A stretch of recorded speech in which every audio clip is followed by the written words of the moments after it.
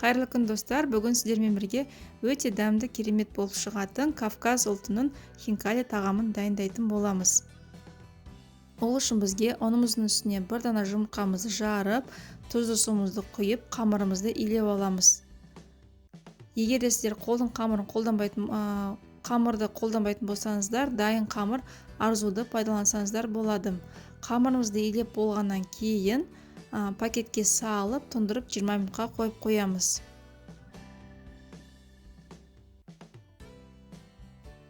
Осы кезде қызып тұрған табамызға майымызды құйып, ет тартқыштан өткізілген етімізді салып, яғни фаршымызды салып, жақсылап қуырып аламыз. Мен мұнда жылқының етін пайдаландым, сіздер сиыр етін пайдалансаңыздар болады. Жақсылап араластырып аламыз. Үстіне дәміне қарай тұзын, қара бұрышты саламыз.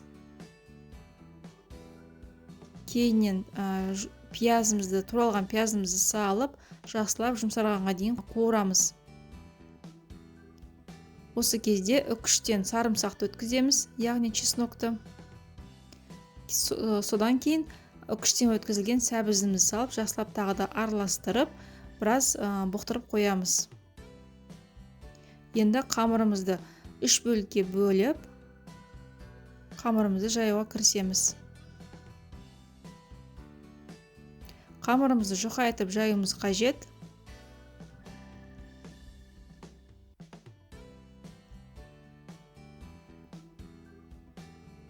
Қамырымызды жайып болғаннан кейін, дәл осылай видеода да етіп кесіп, жұқа етіп кесуіміз керек, жіңішке етіп.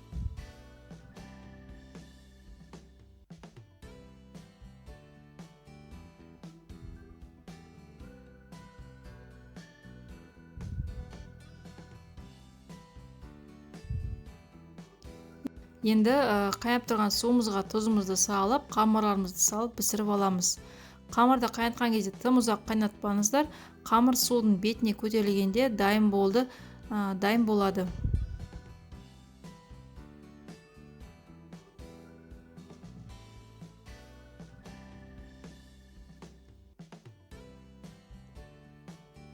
Кейіннен піскен қамырымызды сүзгішпен суын бәрін соғытып алып сүзіп аламыз.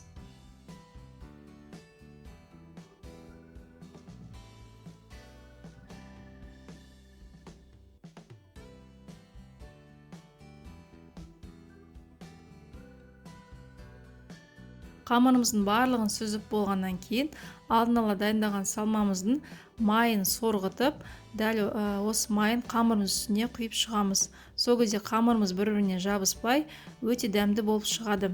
Бұл жерде ескеретін жайт, салмасын дайындаған кезде міндетті түрде сарымсақты салыңыздар. Тіпті көп салсаңыздар да артық етпейді.